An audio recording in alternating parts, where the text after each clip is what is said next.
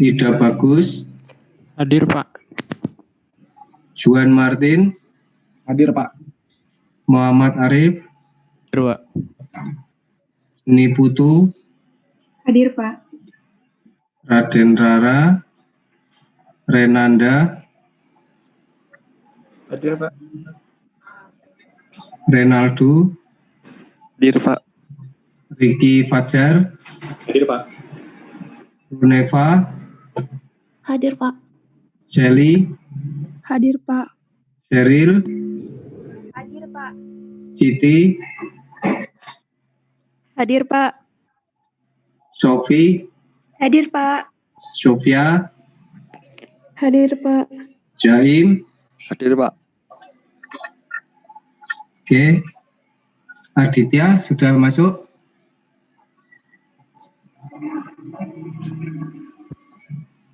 Aditya mana nih? Laptopnya mati, Pak. Laptopnya mati. Nah, ini ada 31, siapa ini yang masuk? Ada yang double, Pak. Oh, ada yang double. Amalia? Hadir, Pak. Tapi Aditya nih ikut kuliah nggak nih?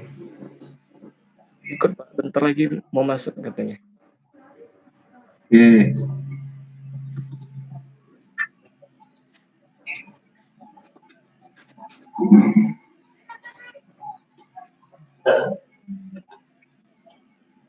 Ya, silakan Mbak Rara, bisa mulai ya. Ini mohon maaf Pak, ini dijelasinnya pakai bahasa sendiri aja yang kayak singkat gitu kan Pak? Gimana? Dijelasinnya nggak harus persis sama yang ditulisan kan Pak? Dijelasin pakai bahasa Ya, singkat aja, pakai ya, Pak? bahasamu aja, pakai iya. apa yang penting singkat, jelas yang kamu ambil dari video mana gitu. Kalau bisa sekitar nayangin videonya ya bagus, kalau enggak saya yang nayangin videonya. Oh iya Pak, bentar Pak.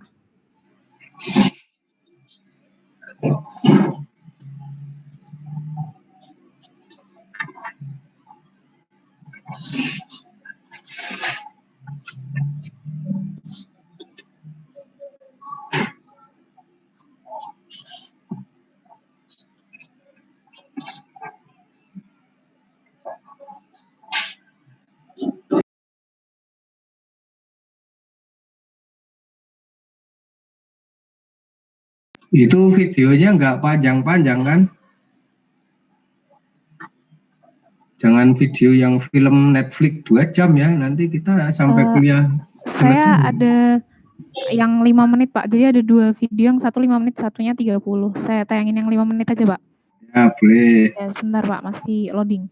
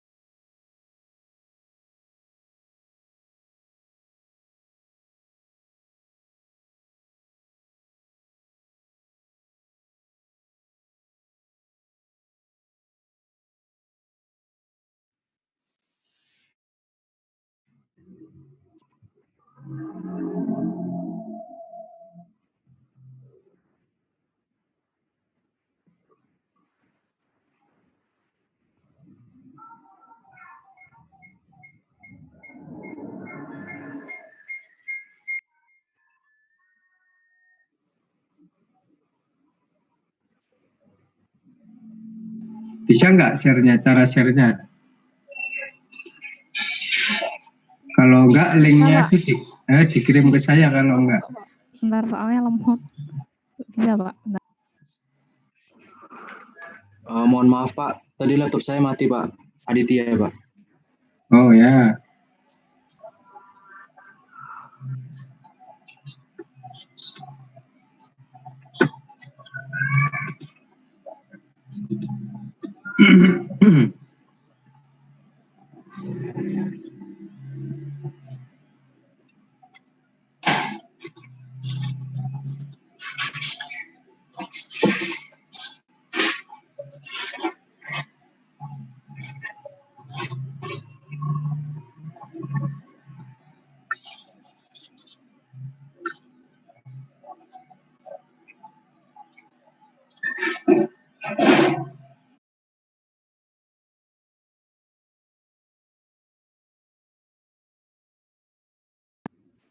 Sudah terlihat teman-teman. Belum kelihatan nih. Masih started screen sharing. Nah, udah.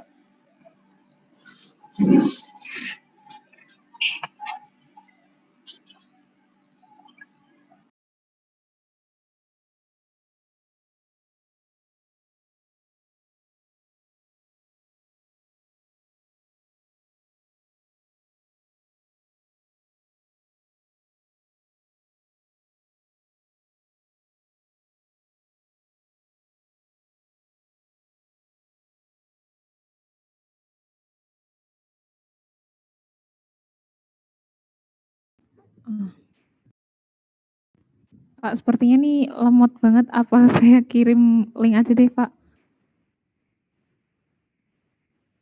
Boleh nggak, Pak? Ya, linknya kamu taruh aja di chat sini. Ya, Pak. Sini.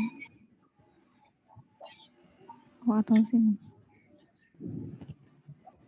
Sudah saya kirim WA, Pak. Ntar saya kirim sini juga.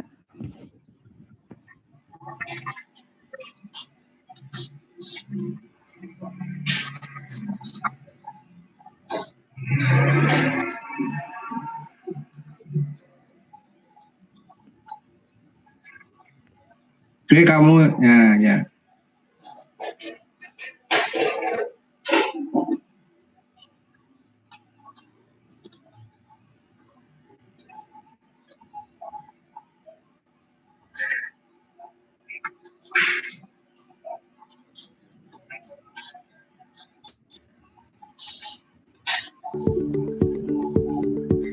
Minyak dan gas bumi merupakan hasil dari proses makhluk hidup purbakala yang mati dan terkubur selama jutaan tahun, mendapatkan tekanan dan pemanasan suhu tinggi, lalu kemudian berproses menjadi mineral. Untuk membawa minyak dan gas bumi sampai ke permukaan, dibutuhkan proses yang panjang dan mahal. Industri migas modern membagi proses ini menjadi dua tahap, yaitu tahap eksplorasi dan tahap produksi. Kegiatan eksplorasi dimaksudkan untuk menemukan cadangan migas, sedangkan kegiatan produksi bertujuan untuk mengangkatnya ke permukaan. Kegiatan eksplorasi terdiri dari beberapa tahap, meliputi studi geologi, studi geofisika, survei seismik, dan pengeboran eksplorasi. Studi geologi dilakukan untuk memahami struktur dan susunan batu di lapisan bawah permukaan.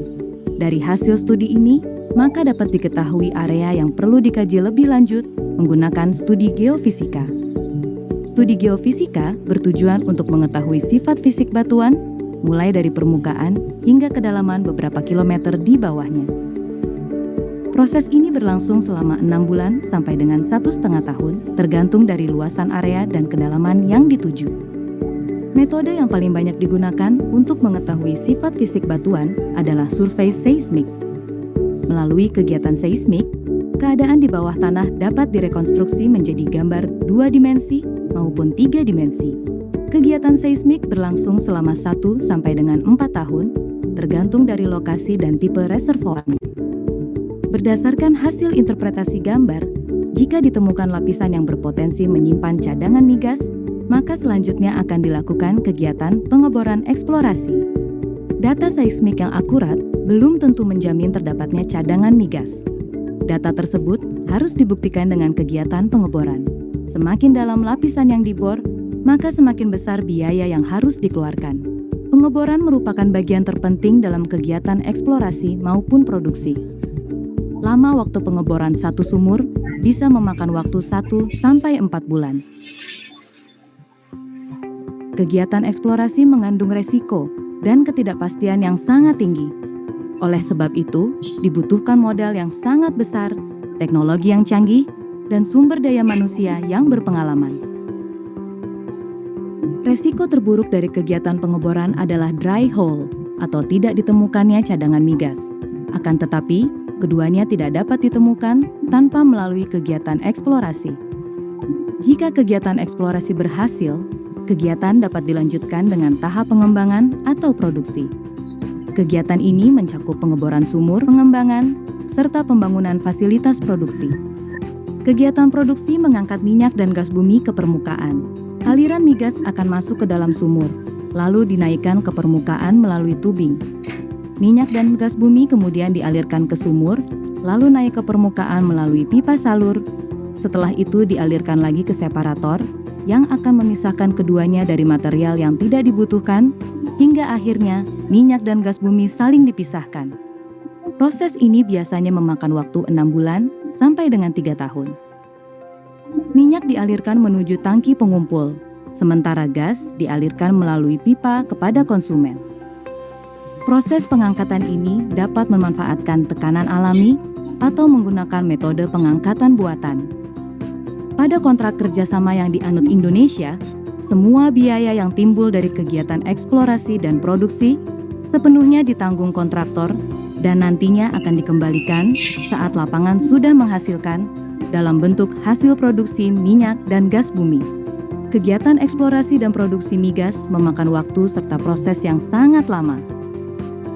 Minyak dan gas bumi yang saat ini kita nikmati merupakan hasil dari eksplorasi dan produksi selama puluhan tahun.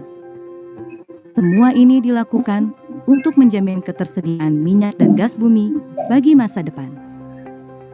SKK Migas mengelola hulu minyak dan gas bumi untuk negeri. Oke, ya bagus ya video aja ya. Silakan Mbak Rara.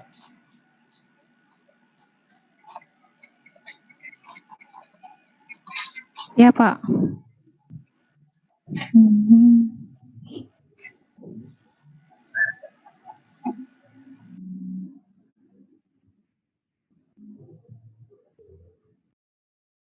Sudah terlihat, teman-teman? Sudah. Tadi videonya kelihatan kan ya? Jangan-jangan saya nonton sendiri tadi. Enggak, Pak. Terlihat, Pak. Kelihatan, Pak. Lihat ya. Suaranya masuk juga. Masuk, Pak. Ya, Pak. Suaranya. Oke, ya. Oke, silakan. Ya, bismillahirrahmanirrahim. Assalamualaikum warahmatullahi wabarakatuh. Selamat siang, teman-teman. Di sini saya akan menjelaskan proses bisnis mengenai industri minyak dan gas bumi sektor hulu. Jadi secara umum itu industri minyak dan gas bumi itu ada 2, sektor hilir sama sektor hulu. Nah, sedangkan video yang kita tonton tadi barusan itu adalah sektor hulu, di mana lebih ke proses eksplorasi dan produksinya. Tapi kalau misalkan proses hilir itu, dia mengolah tadi yang udah kita bikin menjadi outputnya tuh seperti bahan bakar, macam-macam bahan bakar.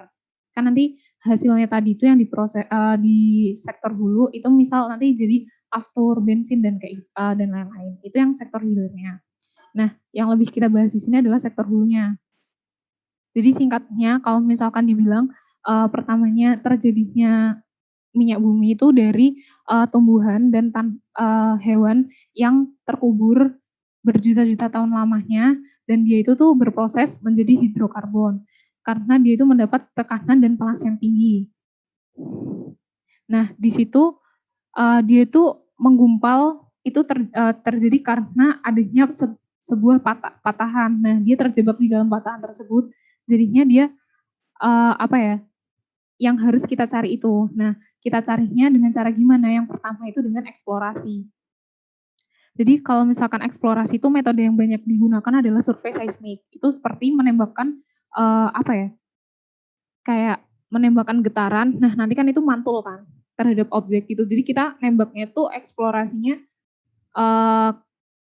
kayak ya bener-bener yang masih terduga gitu loh, yang diduga bakal ada minyak bumi itu di mana. Nah, kita tuh nembakin gitu. Nah, nanti pantulannya itu tuh yang dapat kita olah menjadi data. Nah, data itu nanti akan dipelajarin oleh ahli-ahli geologi sama geofisika. Kalau misalkan alatnya yang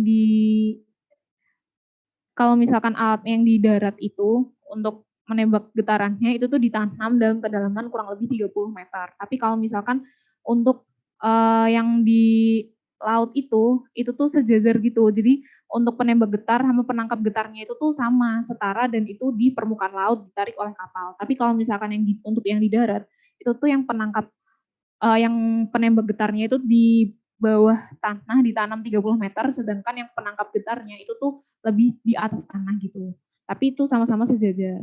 Kalau yang penangkapnya di darat itu namanya geofon, sedangkan kalau misalkan untuk penangkap getar yang di laut itu namanya hydrofon. Terus lanjut, setelah udah ada gambaran kan yang kita dapat dari data yang tadi pantulannya, itu tuh nanti diinterpretasikan gambar sesuai survei seismik. Nah, itu nanti yang bakal kita jadi patokan kita untuk proses selanjutnya yaitu produksi. Nah, produksi ini tuh prosesnya pengeboran. Tapi sebelum itu kayak apa ya? Yang survei seismik itu tuh juga ada potensi gagalnya. Jadi nggak pasti itu tuh berisi minyak bumi, bisa jadi itu tuh air kayak gitu. Jadi kalau misalkan kemungkinan terburuknya itu tuh adalah sumur kosong atau dry hole di sini ya disebutnya. Jadi udah kita kira itu tuh gumpalan minyak, ternyata itu tuh air kayak gitu. Nah, untuk kita tahu persisnya itu benar-benar minyak atau air ya melalui pengeboran. Nah, sebelum pengeboran itu tuh biasanya ada langkah-langkah yang perlu dilakukan sebelumnya. Itu ada dokumen perizinan, pembukaan lahan, pembangunan infrastruktur jalan, sama mobilisasi peralatan. Lanjut. Nah, kalau untuk kegiatan produksi sendiri, itu tuh dimulai dari pengeboran. Nah, pengeboran itu dengan nama rig. Kalau misalkan nama alatnya itu rig, nah ini tuh bisa memakan waktu 1-4 bulan. Semakin dalam sumur, semakin banyak yang biaya yang dikeluarkan. Terus, oke. Nah, setelah kita, jadi kalau misalkan digambarinnya, kan kita ngebor dulu kan. Nah, setelah ngebor itu tuh dipasang kayak tabung gitu, tabung buat jaga konstruksi sumurnya itu tuh biar tetap kuat gitulah. Nah, terus abis itu tuh di dalam tabungnya tadi itu tuh di semen. Nah, itu juga buat ngatasin kalau misalkan tabungnya itu tuh bisa karat ataupun pokoknya kena fluida yang lainnya yang bersifat korosif. Nah, terus setelah itu tuh dilakukan kegiatan logging. Jadi ini mengambil teknik mengambil data dari fluida formasi. Fluida formasi itu fluida yang ada di dalam sumur gitu. Jadi fluida-fluida yang bakal nantinya kita angkat ke atas.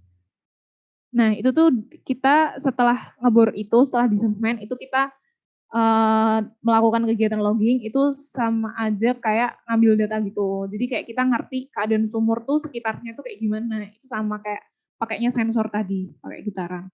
Terus ini ya mengirim sinyal ke dinding sumur. Pantulan ditangkap oleh sensor penerima dan dikonversi menjadi data digital. Terus langkah selanjutnya ini ya pemasangan casing atau selubung tadi yang aku maksud. Dan itu nanti bakal ditempelinnya pakai pakai semen tadi itu. Terus setelah itu proses selanjutnya adalah perforasi atau pelubangan dinding sumur. Nah, ini tuh bakal yang kayak jadi jalannya fluidanya itu masuk dan masuk ke casingnya tadi untuk diangkat ke atas. Terus setelah dinilai, penilaian formasi itu atau fluidanya itu dinilai dulu kan dari sampelnya, ini tuh layak gak sih diproduksi secara ekonomis atau tidak. Kalau misalkan layak untuk diproduksi, itu kita beralih kegiatan selanjutnya, yaitu menaikkan fluida itu ke permukaan tanah. Nih, Kegiatan produksi mengangkat minyak dan gas bumi ke permukaan. Itu dinaikkan melalui pipa salur, dan pipa salur ini dialirkan ke separator. Jadi separator ini tuh tujuannya secara garis besar memisahkan antara air, minyak bumi, dan gas bumi. Pemisahan ini melakukan proses, nah ini ya, minyak, gas, dan air. Proses ini bisa memakan waktu selama 6 bulan sampai 3 tahun. Dan hasilnya itu, kalau misalkan untuk gasnya, itu bisa langsung dimanfaatkan atau dialirkan ke konsumen, atau juga bisa untuk injeksi gas lift. Sedangkan kalau misalkan minyak buminya itu dikumpulkan di stasiun pengumpul sebelum dikirimkan ke kilang terminal untuk dikapalkan. Lalu, minyak mentah. Nah ini, minyak mentah dapat dibentuk menjadi berbagai bahan bakar karena mengandung hidrokarbon, yaitu molekul yang terdiri dari hidrogen dan karbon dengan struktur molekul yang berbeda. Kayak kalau kalian tahu yang dulu pernah kita pelajarin yang dulunya SMA anak IPA, nah itu kan misal yang paling rendah itu residonya aspal, nah terus nanti diolah lagi menjadi aftur sampai naik, nah itu yang tahap paling atas, nah itu tuh untuk prosesnya itu udah masuk ke hilir, jadi untuk yang proses hulunya udah sampai di sini aja. Kayak gitu sih. Terus untuk komentar pribadi, ini saya bacain aja ya. Menurut saya dan dari informasi yang saya dapatkan bahwa industri hulu dan minyak dan gas adalah industri yang memiliki posisi dan peran penting terhadap seluruh aspek perekonomian Indonesia. Dan dengan yang kita ketahui sendiri, Indonesia kan kaya ya guys. Jadi Indonesia itu memiliki potensi besar yang dapat mengolah sumber daya tersebut dengan sebaik mungkin dan seefisien mungkin. Sehingga dari segi bahan, kalau saya baca di RPS tuh, ini ya Pak, komentarnya juga suruh ngomentarin dari segi bahan. Jadi ini saya ngomentarin segi bahan. Sehingga dari segi bahan yang untuk diproduksi, sebenarnya kita tuh punya kekayaan alam yang sangat melimpah. Nah gimana caranya kita tuh manfaatkan sumber daya itu tuh benar-benar seefisien mungkin, sebaik mungkin, dan untuk kemakmuran rakyat. Jadi balik ke kitanya. Terus, ini masih sama, informasi yang saya dapatkan itu, industri sektor hulu migas itu masih tercatat sebagai salah satu sektor dengan kemampuan investasi terbesar. Terus selain itu, dia tuh punya keterkaitan sektoral dengan sektor-sektor lainnya. Dan sektor lainnya pun itu yang sebagai sektor pendukung dari sektor industri ini, itu tuh juga memiliki persen yang besar dari PDB Indonesia. Dan mampu menyerap banyak sekali tenaga kerja Indonesia. Jadi sebenarnya industri ini tuh memiliki potensi yang sangat besar. Nah yang saya garis bawahi di sini adalah kita memiliki banyak sekali potensi yang dimulai dari yang paling dasar itu adalah bahan industri yang tadi saya bilang, karena kekayaan Indonesia itu sangatlah banyak. Dan fakta bahwa sektor ini tuh merupakan penunjang perekonomian Indonesia. Hal yang perlu kita perhatikan adalah bagaimana cara kita menjaga dan memanfaatkan sumber daya yang kita miliki semaksimal mungkin, seefisien mungkin, dan sebesar-besarnya diperuntukkan untuk kemakmuran rakyat. Dan contoh kecilnya mungkin dari perusahaan industri tersebut bisa dimulai dengan meningkatkan kepatuhannya dalam hal perpajakan. Karena ya bisa dibilang kasarnya itu pasti mereka kan pendapatannya besar sekali.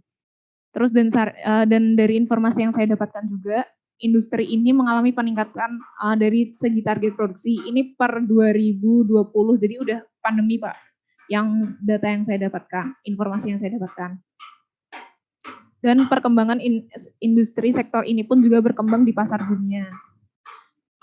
Dan harapan saya semoga hal ini menjadi pertanda baik akan meningkatkannya sektor industri migas di Indonesia dan dapat memajukan perekonomian Indonesia dan dapat mensejahterakan seluruh masyarakat.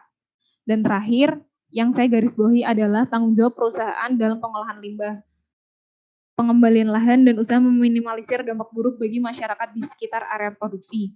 Itu dapat diawasi dengan baik oleh pemerintah dengan kesadaran dan itikat baik perusahaan dapat menjaga dan menempatkan hal tersebut sebagai tanggung jawab perusahaan. Jadi untuk yang tugas ini itu kan saya ada 2 sumber Pak dan teman-teman.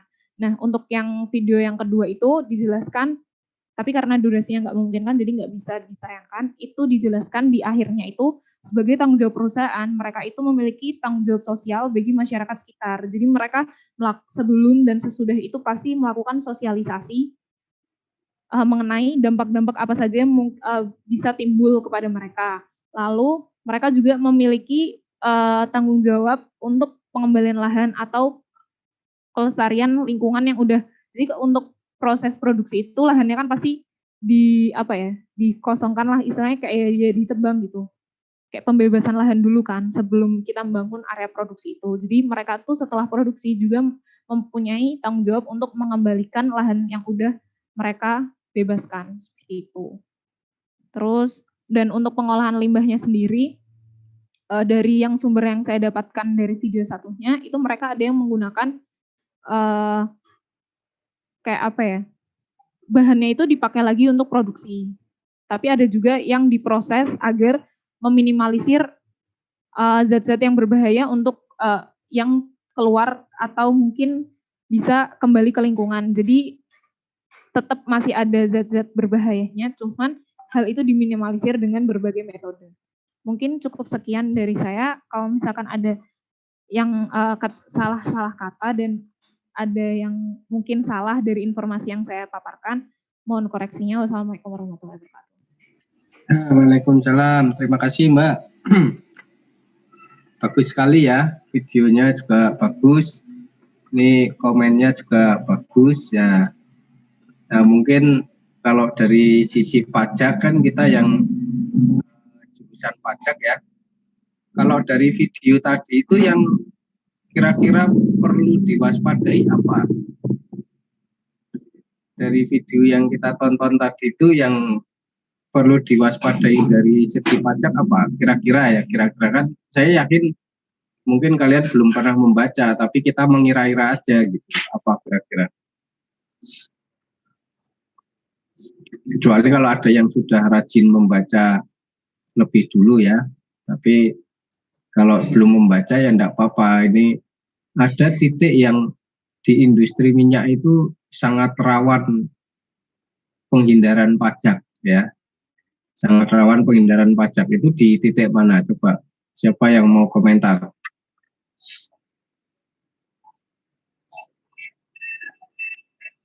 Ada yang mau komentar pertanyaan saya?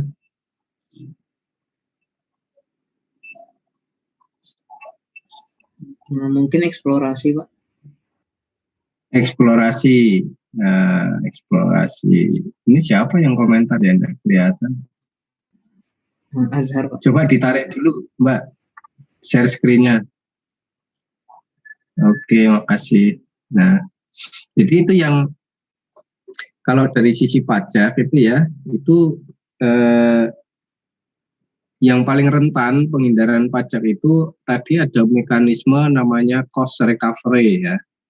Nah, itu cost recovery itu apa? Cost recovery itu kalau dalam film tadi kan dijelaskan pengusaha itu boleh membebankan biaya dulu gitu kan, sebesar-besarnya sampai dia berproduksi kan begitu ya.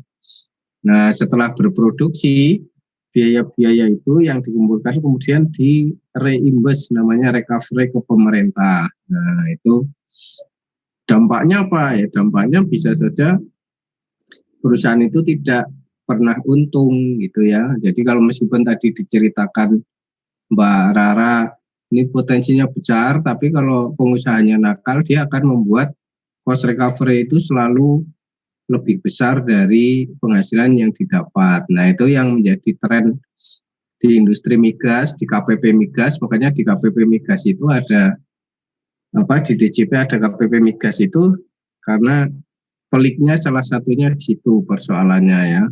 Mereka membuat cost recovery itu banyak ya, besar gitu ya. Itu kalau nanti jadi pemeriksa agak susah karena itu terkadang kan biaya-biaya itu di tahun-tahun yang lalu gitu ya.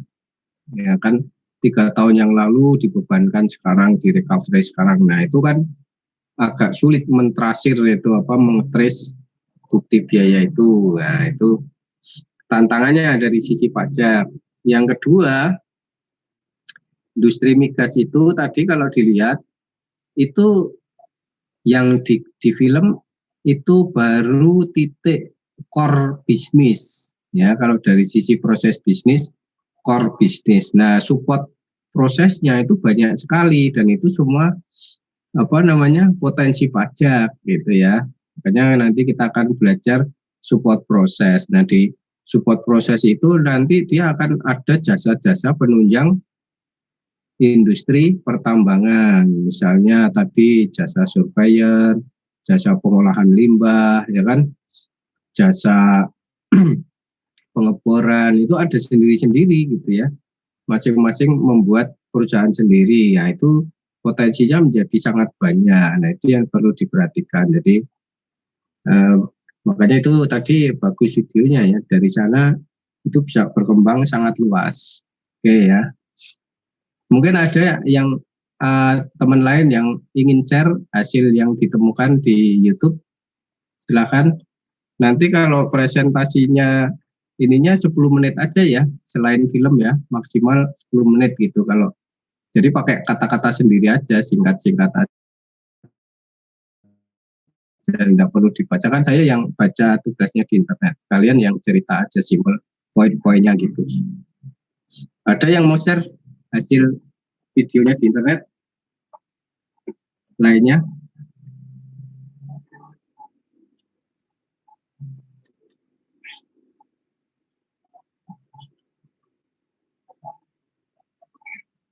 Tidak ada. Kalau tidak ada, saya yang nunjuk kalau nggak ada ya. Kalau keikhlasan sendiri kan beda poinnya dengan kalau ditunjuk. Kalau ditunjuk itu mandatori jadinya kan. Kalau ikhlas sendiri, Pak, saya mau cerita ya, itu malah bagus ya. Oke, kalau nggak ada, saya pakai nomor aja supaya nggak ini ya, nggak bias nama gitu ya. Nomor 15. Nomor 15 siapa nih?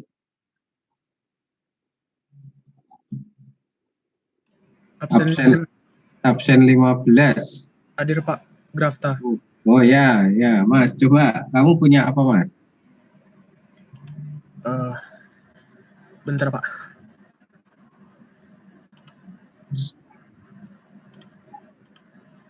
Kalau nggak ada ininya, linknya bisa share di chat sini ya. Linknya chat sini, nanti saya yang muter, kamu tinggal cerita aja.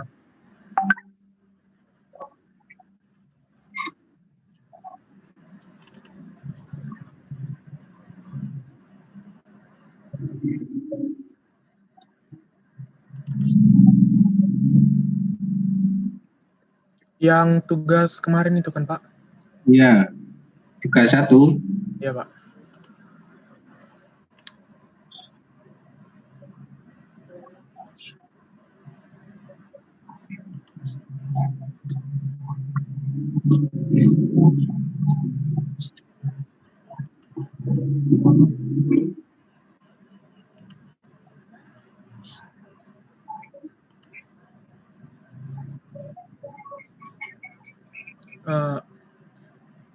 Apakah layar saya sudah kelihatan, Pak? Sudah. Videonya mana videonya? Oh, videonya. Need a professional logo for your brand? I've used the new Wix logo maker to create one for my startup. I'll show you how. Siang tempat. Oke. Oke. Jadi Pak, saya di sini mengambil proses bisnis usaha kafe, Pak. Aduh, ini gimana ya?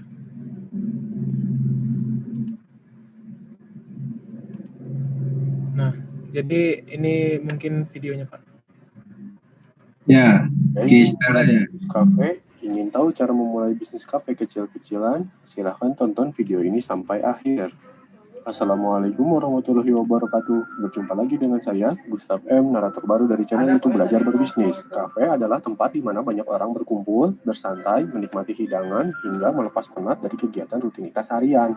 Dengan ruang yang nyaman serta sajian minuman dan makanan yang mendukung, kafe akan menjadi tempat yang paling asyik dan banyak dikunjungi orang. Saat ini, kafe memang telah menjadi fenomena dan gaya hidup, serta tren, terutama bagi kalangan muda. Maka, dari sini peluang untuk mendapatkan keuntungan dan omset besar dari usaha membuka kafe sangatlah terbuka. Namun, tetap saja, meski peluang dan kesempatannya besar, Anda harus bisa menjalankan bisnis kafe ini dengan beberapa taktik dan kiat jitu agar bisa sukses. Apalagi jika Anda hanya memiliki modal yang minim atau terbatas. Lalu, seperti apakah taktik dan kiat jitu untuk membangun usaha kafe menjadi sukses dengan modal yang minim ini? Berikut ini cara membuka usaha kafe kecil-kecilan. Cara membuka kafe kecil-kecilan yang pertama adalah pilih lokasi yang strategis. Pemilihan lokasi yang tepat memang mempunyai peran signifikan bagi bisnis kafe. Bisa dibayangkan jika kafe Anda itu berada di pusat keramaian kota, namun memberikan kesan santai, kekinian, dan hangat. Bisa dipastikan kafe Anda akan laris manis. Jika Anda mempunyai rumah dengan halaman luas dan memungkinkan untuk membuka kafe yang sesuai dengan gambaran tadi, maka tidak ada salahnya untuk memanfaatkannya. Dengan memanfaatkan halaman rumah sendiri, tentu akan memotong anggaran yang cukup besar untuk sewa tempat. Namun, jikapun Anda terpaksa harus menyewa tempat, maka pilihlah tempat yang strategis. Anda bisa menonton video saya yang berjudul Cara Menentukan Tempat Usaha yang Strategis. Satu hal penting lagi, cobalah untuk membuat tempat yang nyaman bagi pengunjung. Tempat yang nyaman memang sangat mendukung untuk membuat pengunjung betah dan datang lagi di lain waktu. Maka semakin terasa nyaman kafe Anda untuk pengunjung, semakin banyak pula pengunjung yang akan datang ke kafe Anda. Dari sini, Anda akan mampu meraih pendapatan atau omset yang besar setiap bulannya. Cara membuka kafe kecil-kecilan yang berikutnya adalah buat menu yang unik. Jika Anda memiliki kafe kecil-kecilan, maka Anda tidak perlu memiliki menu makanan dan minuman yang banyak. Cukup dengan beberapa menu andalan Anda, yang terpenting adalah kualitas rasa dan kebersihannya. Lebih dari itu, rasa adalah hal pertama dan harus Anda jadikan prioritas. Pastikan bahwa rasa menu sajian di kafe Anda memiliki cita rasa yang tinggi. Hal berikutnya terkait sajian yang perlu Anda perhatikan adalah kebersihan. Tidak hanya sekadar kebersihan tempat, kebersihan dari makanan juga perlu Anda perhatikan. Satu hal lagi, untuk pengusaha yang bermodal minim, Anda harus berfokus untuk membuat variasi menu yang banyak. Dengan hanya beberapa menu saja, namun enak dan bersih, maka pelanggan akan senang untuk datang ke tempat Anda. Anda juga bisa menambahkan menu-menu yang unik hasil kreasi dapur Anda sendiri, yang tidak disediakan di tempat manapun kecuali di kafe Anda. Cara membuka kafe kecil-kecilan yang berikutnya adalah berikan fasilitas penunjang. Kafe kekinian selalu identik dengan kafe yang Instagramable. Anda bisa memberikan spot foto menarik di sudut kafe, atau sekalian saja buat kafe Anda dengan desain artistik yang bagus, sehingga difoto di sudut manapun bisa sangat Instagramable. Anda juga bisa menambahkan fasilitas Wi-Fi dan juga colokan listrik yang memang wajib dimiliki untuk kafe-kafe kekinian, sehingga mampu menarik pengunjung seperti para pelajar dan mahasiswa. Mereka biasanya akan betah berlama-lama di kafe Anda karena biasanya sekalian mengerjakan tugas. Pilihlah perlengkapan usaha yang murah dan menarik. Ingat, tidak semua barang mewah bisa menarik perhatian orang. Namun dengan sebuah kreativitas, Anda bisa menciptakan perlengkapan unik dari bahan yang murah dan sederhana dan mampu menarik banyak pengunjung. Apa contoh perlengkapan sederhana yang murah dan mampu menarik pengunjung tersebut? Sebenarnya banyak bahan yang bisa memenuhi kriteria ini. Sebut saja seperti piring dari bahan anyaman bambu yang diberi alas daun pisang. Pemilihan gelas dari bahan kayu juga murah dan akan mampu menarik pengunjung untuk datang. Contoh lainnya adalah jika dana Anda tidak mencukupi untuk membeli sofa empuk, Anda bisa menggunakan kursi kayu panjang atau bahkan lesehan. Tapi ini adalah salah satu contoh. Anda bisa mengembangkan sendiri peralatan yang unik dari bahan-bahan sederhana dan tentunya dengan biaya yang murah meriah. Cara membuka kafe kecil-kecilan yang selanjutnya adalah lakukan promosi. Sudah pasti, sebuah bisnis selalu membutuhkan pemasaran atau marketing agar bisnisnya dikenal banyak orang dan mampu meningkatkan jumlah pelanggan. Namun tak jarang banyak pengusaha yang terjebak pada pemborosan dana saat ia melakukan promosi. Maka dari itu, Anda yang memiliki keterbatasan dana dalam usaha kafe ini tak perlu memaksakan diri untuk membuat pemasaran yang memakan banyak biaya. Lalu, bagaimana caranya menerapkan promosi yang hemat ini? Anda bisa menerapkan strategi pemasaran lewat media sosial yang dikenal sangat hemat biaya bahkan gratis. Dengan menggunakan media sosial seperti Facebook, Instagram, dan Twitter, Anda dapat menyebarkan informasi mengenai kafe Anda. Lalu, apakah strategi ini efektif? Tentu saja ini bergantung pada teknik dan ketekunan Anda mengelola media sosial tersebut. Semakin tekun dan tepat teknik yang Anda gunakan dalam mengelola media sosial ini, maka semakin efektif juga strategi yang Anda jalankan. Selain itu, Anda juga bisa memanfaatkan layanan ojek online sebagai media promosi kafe Anda. Meskipun hanya memanfaatkan layanan antar makanannya, tetapi jika makanan atau minuman yang Anda buat punya rasa yang enak, bisa dipastikan pelanggan pun akan penasaran dengan kafe Anda. Dan perlu Anda ketahui, trik marketing yang paling efektif merupakan pemasaran dari mulut ke mulut. Karena itu, beritahukan orang-orang yang Anda kenal bahwa Anda memiliki usaha kafe dan Anda juga dapat mengundang mereka agar mereka juga merekomendasikan usaha Anda ke kolega mereka lainnya. Berikut ini analisis usaha kafe kecil-kecilan menurut www.cermati.com. Jika dalam satu hari Anda bisa melayani rata-rata 50 orang pelanggan, dan misalkan menghasilkan omset Rp10.000 dari setiap pelanggan, maka dalam satu hari Anda bisa menghasilkan omset Rp500.000. Dan jika dalam satu bulan Anda buka selama 30 hari tanpa putus, maka hasilnya dalam satu bulan Anda mendapatkan omset senilai Rp15 juta. Untuk mendapatkan profit bersih, maka omset Rp15 juta ini dikurangi biaya operasional bulanan senilai Rp10 juta yang tadi sudah saya tuliskan, maka hasilnya adalah Rp5 juta. Dengan profit bersih rata-rata Rp5 juta per bulan, dan modal awal yang dikeluarkan adalah Rp23 juta, maka kafe Anda akan balik modal pada bulan ke-5 sejak kafe itu dibuka. Angka yang saya sajikan hanyalah gambaran bagi Anda, bukan menjadi patokan dalam membuka usaha kafe. Anda bisa memotong beberapa pengeluaran menyesuaikan dengan anggaran yang Anda siapkan. Itulah beberapa cara untuk membuka kafe kecil-kecilan. Demikianlah pembahasan video kita kali ini. Silahkan klik like pada video ini jika menurut Anda video ini bermanfaat bagi Anda. Klik subscribe, klik loncengnya, dan klik semua agar nantinya Anda... Oke, silakan Mas, komentarnya aja. Kan kalau cerita bisnisnya kan udah ngikuti filmnya kan, langsung ke komentarnya aja. Baik, saya ingin mengomentari mengenai video saya, Pak. Nah, jadi kenapa saya tertarik untuk memilih proses bisnis ini kafe, karena saya melihat begitu banyak sekarang ini bisnis kafe yang bertebaran, dan itu menurut saya sangat memungkinkan untuk dilakukan, Pak. Soalnya saya lihat rata-rata anak-anak muda sekarang ini sangat membutuhkan tempat untuk bisa meet up dengan teman ataupun sekedar berjalan memanfaatkan wifi kafenya. Nah, itu membuat rata-rata kafe itu jadi laku gitu, Pak. Apalagi kayak di sekitaran kampus gitu, untuk tempat makan, tempat nongkrong itu sangat jadi saya melihat ada potensi pajak, Pak, di situ. Dan ya berikut ini adalah cara-cara strategisnya, yaitu pilih lokasi, menu makanan, fasilitas penunjang seperti yang tadi dijelaskan. Nah, terus yang menjadi fokus saya itu adalah kalau misalnya seseorang bisa sukses dalam satu bisnis ini dan bisa membuka cabang yang lain, itu merupakan suatu penghasilan yang cukup besar, Pak, untuk dipajaki seperti itu, Pak. Mungkin potensi pajaknya terlihat di situ, Pak. Kira-kira seperti itu, Pak. Alasan saya kenapa memilih bisnis pajak ini. Dan untuk pemajakannya itu bisa dikategorikan pajak daerah, Pak. Yaitu pajak restoran. Pajak restoran ya? Ya, Pak.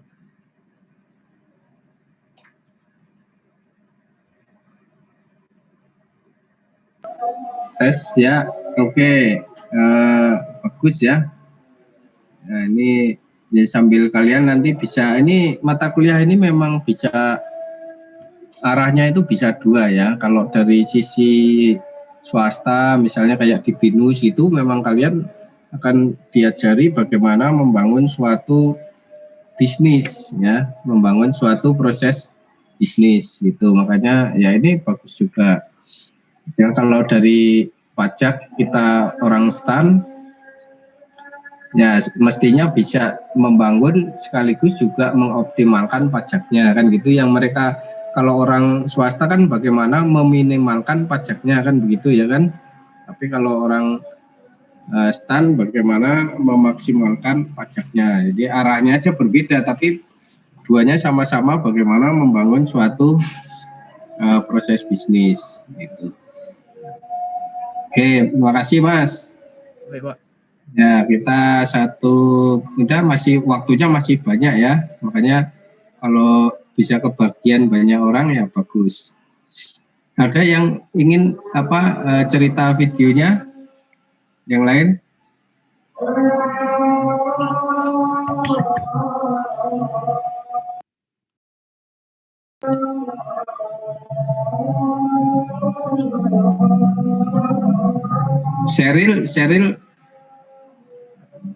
Sheryl bisa share ininya videonya yang didapat apa? Tapi suaranya agak mengganggu, Pak. Kenapa? Untuk saya agak mengganggu, nggak apa-apa, Pak. Nggak apa-apa. Kedengaran kok dari sini. Sebentar ya, Pak. Ya.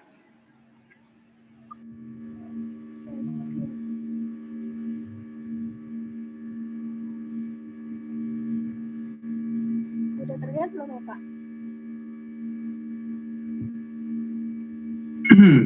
Ya, terlihat.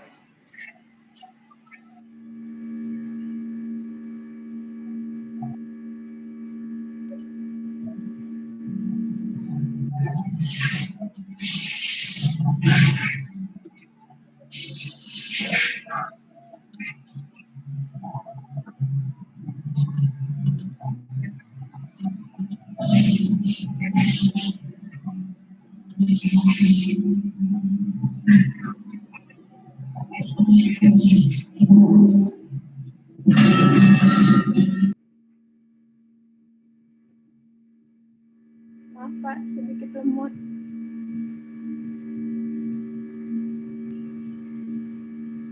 Ya, kalau ini di linknya aja dikasih ke saya, kayak Rara tadi.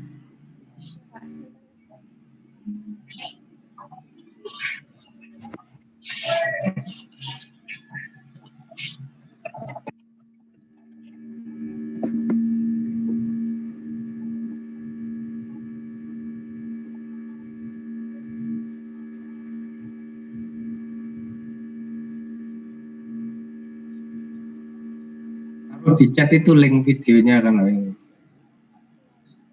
Coba ya, semua aja link videonya taruh sini biar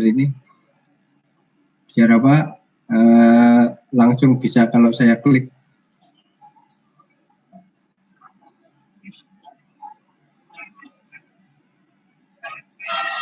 Taruh di chat Zoom ya, bukan di chat WA.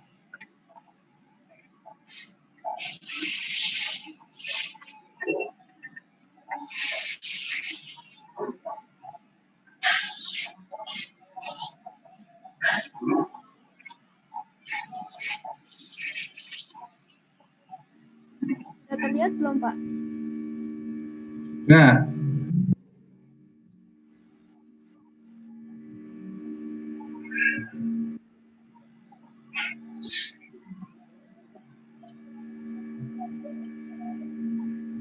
tapi putus-putus nih, nggak kedengaran. Bentar, Pak.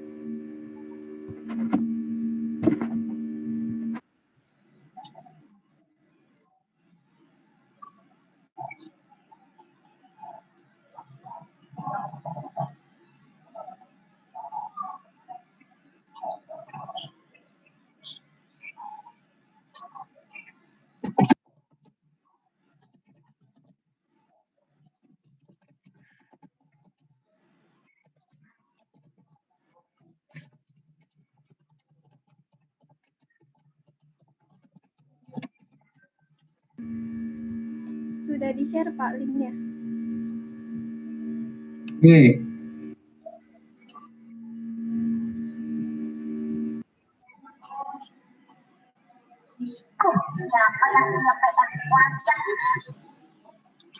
Pulpen Siunyil itu ya?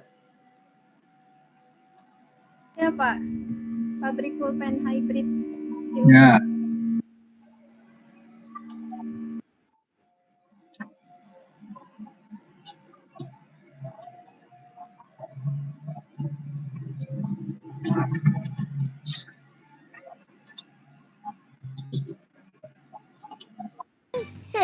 Jangan lupa dikerjakan ya teman.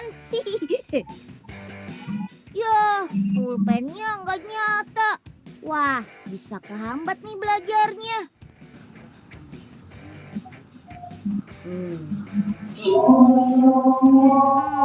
Untung Ibu Sugi punya cadangannya. jenis pulpen yang sering kita gunakan di sekolah perlu diperhatikan. Bayar semuanya. Siapa lagi ini ya? Embul banyak juga ini. Aduh, mana ini si Embul? Bu Juriah tagih kalau ketemu.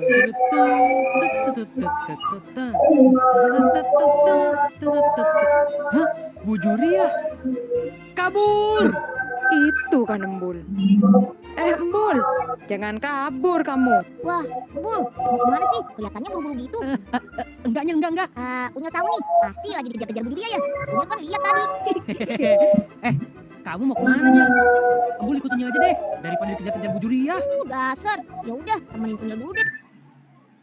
Pabrik pulpen. Di ruang mixing ini bodi pulpen pertama dibuat. Bahan baku yang digunakan berupa biji plastik seperti ini. Kemudian akan dimixing dengan pewarna. Karyawan di sini menyebutnya pigmen, teman. Siapkan dulu pewarna hijaunya ya. Di ruang injeksi biji-biji plastik akan dipanaskan sampai suhu 200 derajat Celcius. Setelah itu, biji plastik dimasukkan ke dalam drum dan dialirkan melalui pipa ke mesin hopper. Jadi nggak usah susah-susah lagi ngangkat-ngangkat biji plastik yang berat ini. Wih, hebat!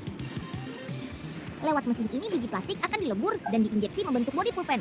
Simsalabim, jadi deh, dalam sekali keluar akan membentuk 24 bagian bodi atau barel, teman. Dari tiap mesin, beda-beda bentuk keluarannya. Ada bagian bawah pulpen atau end cap, tutup pulpen atau cap, dan poinnya. Semuanya dilakukan bersamaan supaya semua bagian dapat selesai secara bersamaan juga. Tuh, lihat Mul, dari biji plastik bisa menjadi bodi pulpen begini ya, hebat. Iya, Nyil. Kayak permen ini, Nyil. Ya, Embul jadi lapar kan, Nyil? Mul, jangan diberantakin begitu dong. Aduh, ngerusak deh nih, Mul. Oke, bagian pembentukan bodi selesai. Lanjut pada proses printing atau labeling. Di sini nih yang bisa membedakan jenis-jenis pulpennya. Dengan cara ditandai tipe pulpen di bagian barelnya. Per jamnya bisa mencetak 10.000 bodi pulpen loh. Wow. Oke, lanjut ke bagian yang gak kalah pentingnya. Iya, refillnya. Sebelumnya, proses pembuatan ujung pulpen atau disebut tip dilakukan di ruangan ini. Bahan baku berupa wire yang telah dipotong, kemudian dicuci, lalu dimasukkan ke mesin tip untuk dilubangi dan dibentuk sesuai jenis pulpennya. Wire yang telah dipotong disebutnya blank, teman. Ukurannya sudah seragam, yaitu 65 mm. Langsung saja deh, tuang ke mesin dan otomatis akan naik ke mesin tip untuk dilubangi. Karena proses pengeboran benda padat ini panas, jadi dibutuhkan bantuan oli sebagai pelumasnya. Makanya, tip akan keluar bersamaan dengan oli. Proses kemudian akan menuju ke ruang pengisian tinta.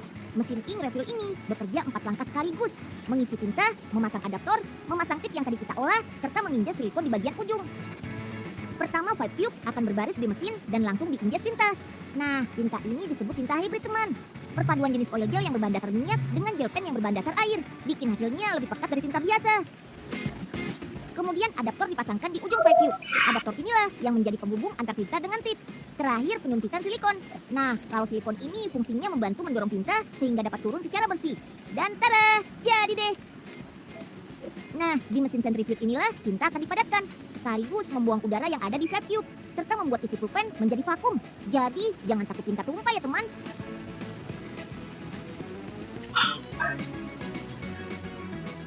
Sebelum dimasukkan ke bodi, di bagian coret dan sortir inilah pengecekan dilakukan apakah tinta berfungsi dengan baik. Baru deh, ujung tip dilindungi dengan cairan berbahan dasar biji plastik. Hati-hati panas ya, teman. Cairan ini selain untuk melindungi tip, juga sebagai garansi kalau pulpen baru alias belum pernah digunakan. Masuk ke ruang assembling yang menyatukan antara bagian refill dengan bodi pulpen. Ada 6 warna untuk pulpen hybrid ini, teman. Ungu, pink terang, pink susu, hijau, hijau terang, dan biru. Pertama, pasang dulu rubber tube, isi refill, pasang end cap, koin, dan capnya. Sip deh, dibungkus. Satu paknya isi 12 buah. Harganya murah kok, sekitar Rp2.000 saja. Untuk partai besarnya, pulpen akan dibungkus per 12 lusin dan kemudian divakum, serta dimasukkan ke dalam kardus. Siap deh, dikirim ke seluruh wilayah Indonesia. Dengan semakin banyak fasilitas alat tulis yang tersedia, semakin memudahkan teman-teman untuk pandai menulis dan berkreasi. Benar nggak tuh? Oke. Ya, silakan, Mbak. Assalamualaikum warahmatullahi wabarakatuh. Selamat sore teman-teman dan Bapak Nakir. Saya izin presentasi di video. Bentar ya, Pak.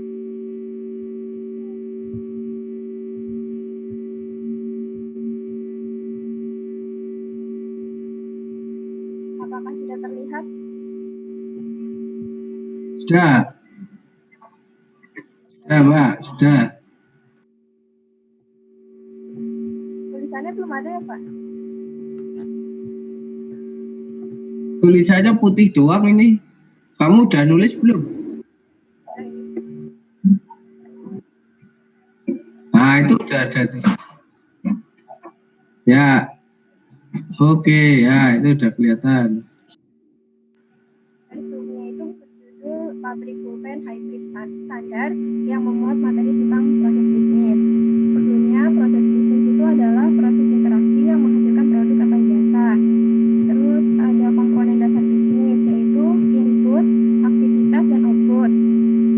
Berikut adalah alur komponen dasar proses bisnis dalam video pembuatan pulpen hybrid standar. Yang pertama, input adalah tahapan awal dari proses bisnis pulpen hybrid standar, di mana terdapat sumber daya manusia, bahan baku. Bahan baku yang digunakan itu ada wire, biji plastik, pewarna atau pigmen, mesin pemanas, mesin mixing, dan oli.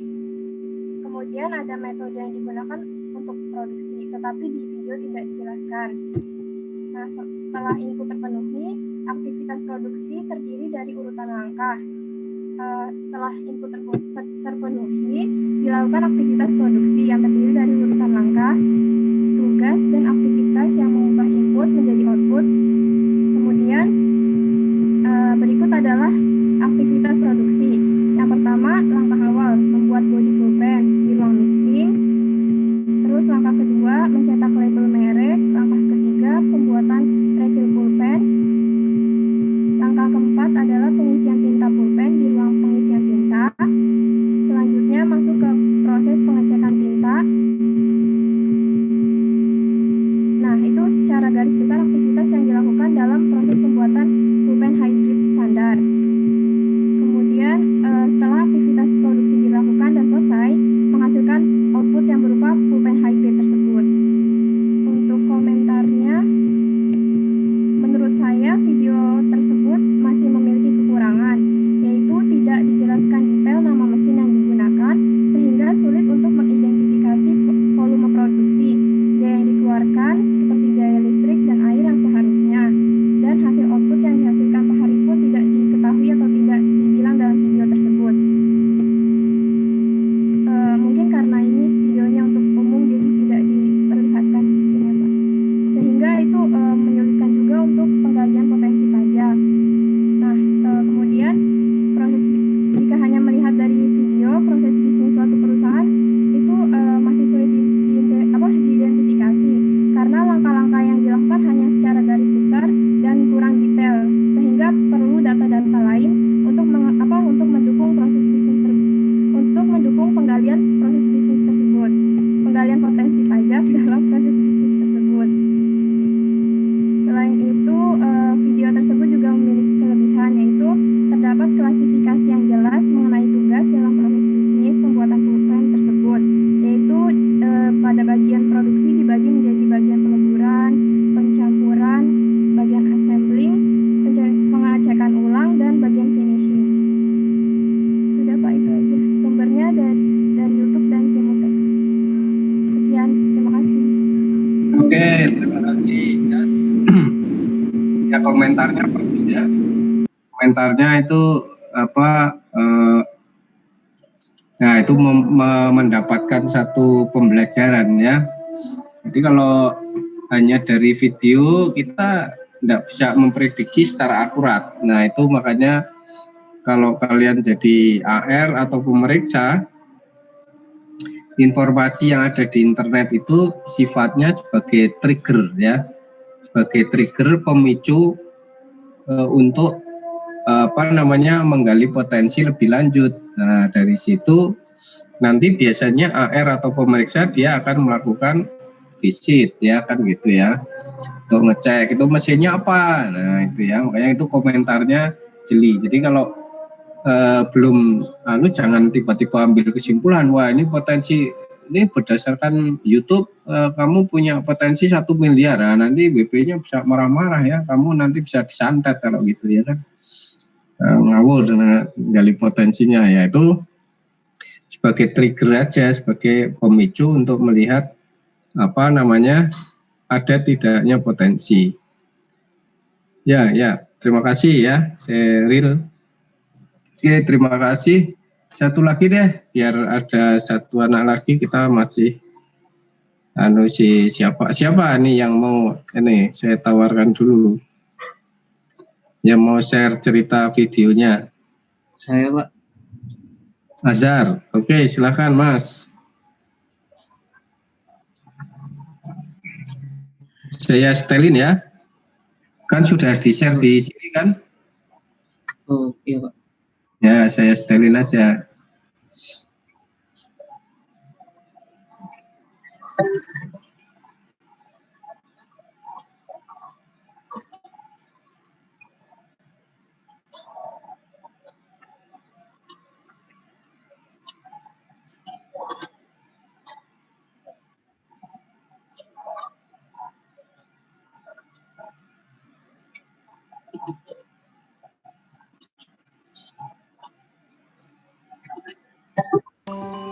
Menikmati kota Kudus seperti mengenali catatan perjalanan salah satu warisan budaya Indonesia, yaitu kretek.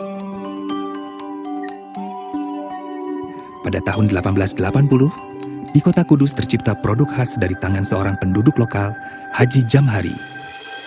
Suara gemeretek perpaduan tembakau dan cengkeh saat terbakar menjadi asal mula sebutan kretek. Tahun 1951, Wi Guan mengembangkan perusahaan rokok di Kudus, Jawa Tengah yang merupakan cikal bakal produk jarum. Bentuk jarum gramofon menjadi inspirasi dari logo jarum.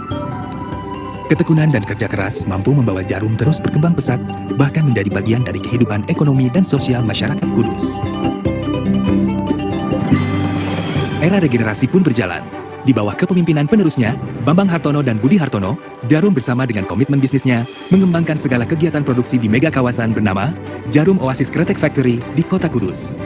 Oasis mulai dibangun pada tahun 2008, menempati lahan seluas 82 hektar dengan mengintegrasikan 3 elemen yang berkesinambungan, yaitu bisnis, lingkungan sosial, dan budaya. Dibangun dengan konsep keseimbangan industri dan lingkungan, Oasis memiliki lebih dari 50% ruang hijau untuk kenyamanan kerja para karyawan. Bahan baku yang digunakan jarum berasal dari alam Indonesia yang diakui memiliki kualitas terbaik. Selanjutnya, tahap demi tahap, bahan baku tersebut diolah dengan penuh ketelitian hingga menghasilkan produk-produk terbaik. Sebagai tahap awal, hanya bahan-bahan baku alami terpilih yang akan disimpan di kawasan Oasis tersebut. Melalui tangan-tangan para ahli berpengalaman, serta didukung peralatan dan proses pengolahan modern, Jarum terus berinovasi, baik dalam pengembangan produk, riset yang bersertifikasi standar internasional, hingga evaluasi hasil produksi. Setelah melalui tahap pengawasan ketat dan quality control, bahan-bahan baku tersebut memasuki pengolahan mixing, di mana tembakau terpilih akan dicampur dengan cengkeh bermutu tinggi. Perpaduan khas ini menghasilkan kenikmatan rasa dan aroma yang terjaga kualitasnya.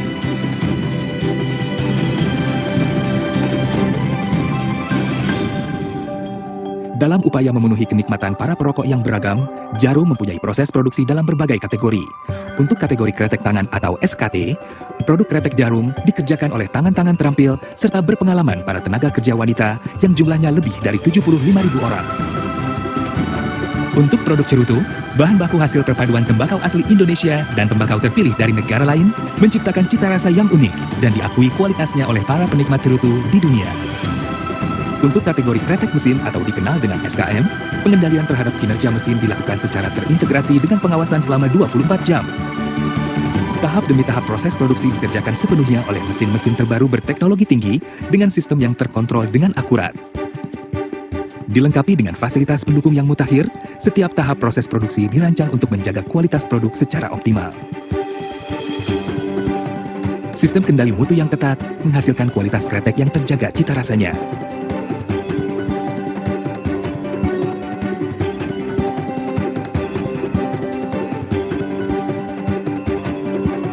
Konsistensi dalam segi kualitas dan inovasi ini terbukti dengan telah dihasilkannya produk-produk unggulan Jarum yang dapat dinikmati oleh para konsumen di pasar domestik dan internasional.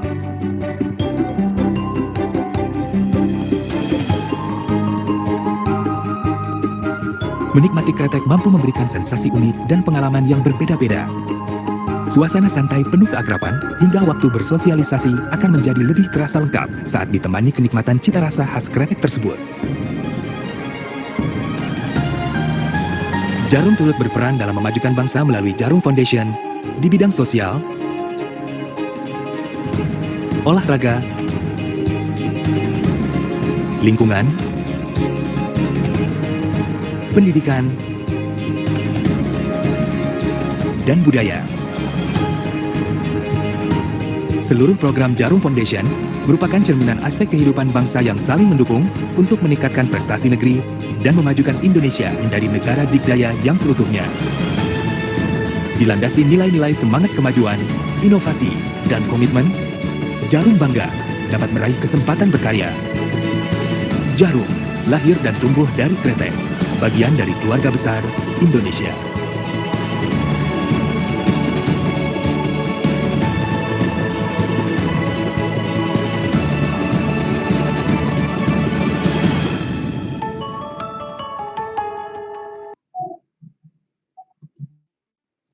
Oke, ya silakan komentarnya, Mas. Saya share screen-nya, Pak.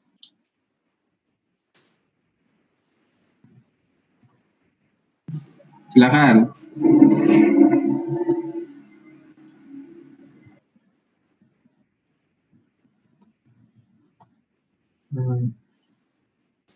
Apakah sudah kelihatan?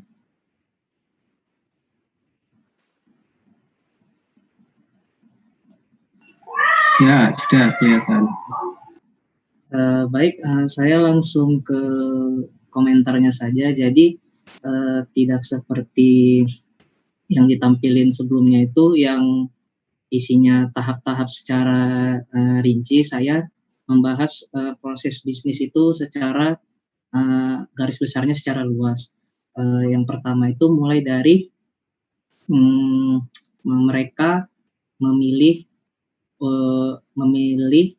untuk melakukan proses bisnis mereka itu di dalam satu kawasan yang sangat luas, yang namanya tadi itu Jarum Oasis Kretek Factory. Nah, di kawasan ini semua produksi itu dilakukan, semua produk-produk yang mereka hasilkan juga dikerjakan di sini. Tidak seperti kebanyakan perusahaan rokok lainnya seperti Sampurna yang pabriknya itu dia tersebar di mana-mana. Kalau PT Jarum ini hanya di kawasan ini. Jadi sehingga menurut saya itu efektif dan efisien sehingga mampu mengurangi biaya kalau menurut saya. Biaya transport misalnya, karena apabila setiap tahap itu beda-beda pabriknya pasti akan menghasilkan beban transport yang besar. Kemudian yang saya garis bawahi dari PT Jarum ini, dia itu menggunakan bahan-bahan dari Indonesia, seperti tembakau, cengkeh, dan kayu manisnya itu asalnya dari Indonesia yang memang itu kualitasnya diakui dunia. Sampai-sampai dulu Belanda rela datang jauh-jauh ke sini demi rempah-rempah ini. Kemudian PT Jarum awalnya dulu hanya memproduksi kretek tangan, namun mereka itu mampu mengikuti pasar dan mampu mengikuti permintaan pasar, sehingga mereka seperti yang dilihat tadi memproduksi kretek mesin dan memproduksi cerutu. Ini menurut saya baik untuk proses bisnis, karena apabila kita tidak berinovasi, maka bisnis kita tidak akan bertahan. Kemudian yang saya perhatikan juga itu PT Jarum ini memperhatikan karyawannya, karena dari 82 hektar lahan mereka tadi itu lebih dari 50%-nya itu kawasan terbuka hijau. Jadi kenyamanan karyawan itu diperhatikan oleh mereka. Menurut saya kenyamanan pegawai itu merupakan salah satu faktor terbesar dari penentu berjalan lancarnya suatu perusahaan. Hingga makanya sampai sekarang PT Jarum ini menjadi perusahaan rokok terbesar keempat di Indonesia, dan pemiliknya itu Budi Hartono itu menjadi salah satu top 3 orang terkaya di Indonesia. Kemudian dalam proses bisnis mereka juga menurut saya yang penting di akhir video itu tadi, mereka itu berinteraksi dengan masyarakat. Seperti mereka tadi melaksanakan event sosial seperti operasi katarak, memberikan beasiswa, melaksanakan acara-acara budaya, dan acara-acara yang berhubungan dengan lingkungan dan olahraga.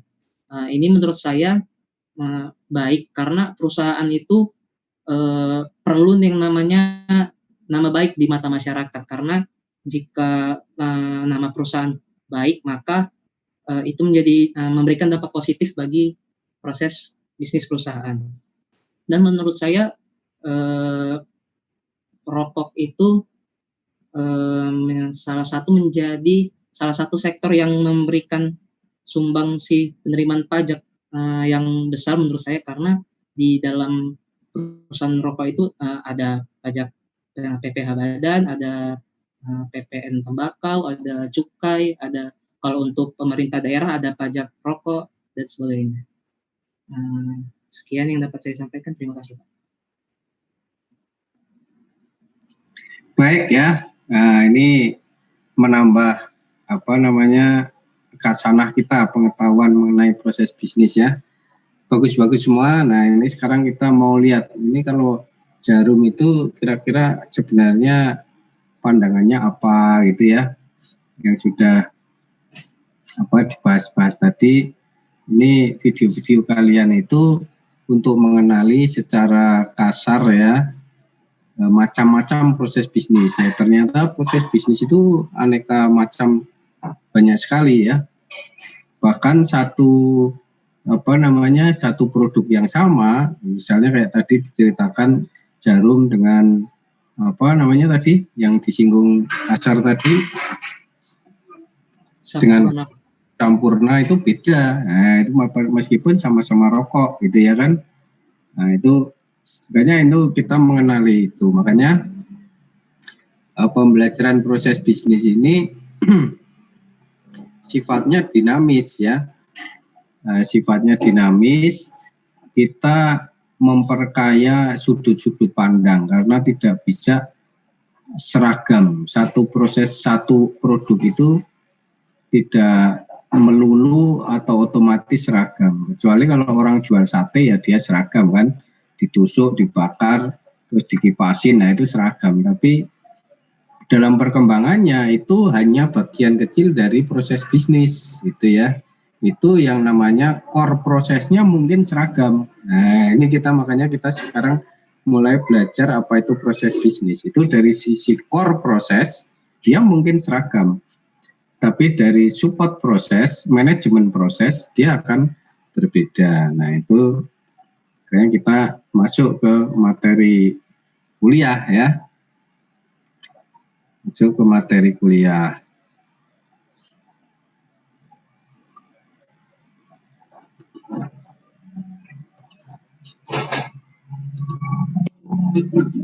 Ya, kelihatan ya.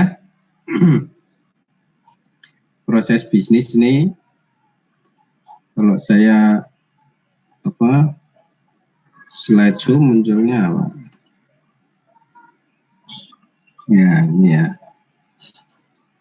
Nah, jadi kalau secara umum tadi yang sudah kita lihat semua tadi menggambarkan aktivitas ya. Aktivitas yang dia sudah pasti terukur gitu.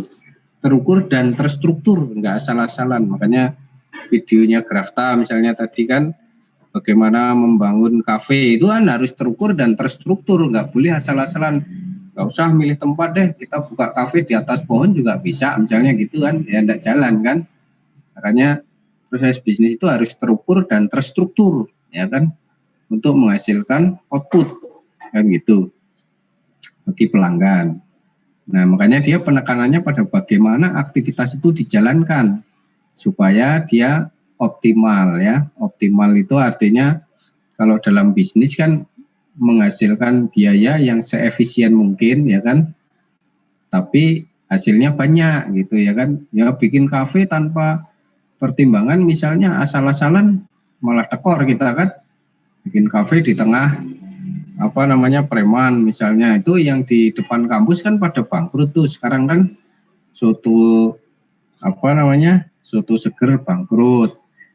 Terus ayam yang merah-merah itu warnanya apa sih itu? Carmila, Pak. Hah? Carmila. Carmila ya, Carmila bangkrut, bakso bangkrut. Itu mungkin titik ininya pemilihan tempatnya kurang bagus karena di situ premannya banyak kan. Tiap hari minimal 100.000 ngasih preman kan bangkrut kita kan. Nah, itu harus terukur dan terstruktur. Nah, itu ciri proses bisnis supaya harapan pelanggan itu, harapan pelanggan itu yang menjadi goal ya, menjadi tujuan. Jadi kalau mencari laba yang besar itu bukan goal ya sebenarnya ya, itu adalah reward ya, reward. Makanya kalau dalam sebuah proses bisnis, ini kalau dari sudut pandang swasta, nanti kalau ngajari WP juga begitu. Kalau Anda mengejar laba maksimal, mungkin Anda akan nabrak-nabrak aturan. Misalnya kan jual beras oplosan ya kan, yang satu beras super dicampur sama beras jatah dari Bulog, ya dia labanya besar. Tapi nanti lama-lama dia akan ditangkap polisi kan gitu ya kan.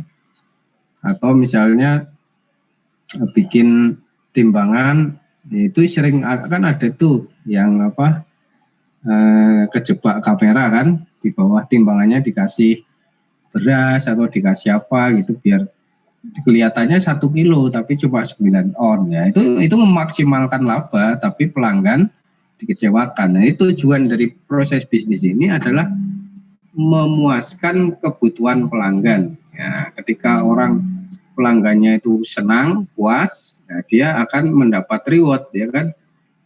Maksimal labanya dia akan tercapai. Nah, kalau dari sudut pandang sederhana, proses bisnis itu series of step designed to produce product or service. Nah, ini sederhana. Kenapa saya bilang sederhana? Makanya nanti kita akan melihat ini adalah bagian dari pandangan proses bisnis yang melihat sebagai sebuah mesin ya. Makanya dia hanya mekanistik kayak tadi contoh dalam video, proses membuat pensil yang diperlihatkan pergerakan mesinnya. Nah, itu series of step design to produce product or service, tapi sifatnya mekanistik karena dia sudah ya begitu terus kayak mesin berjalan itu. Nah, ini ya.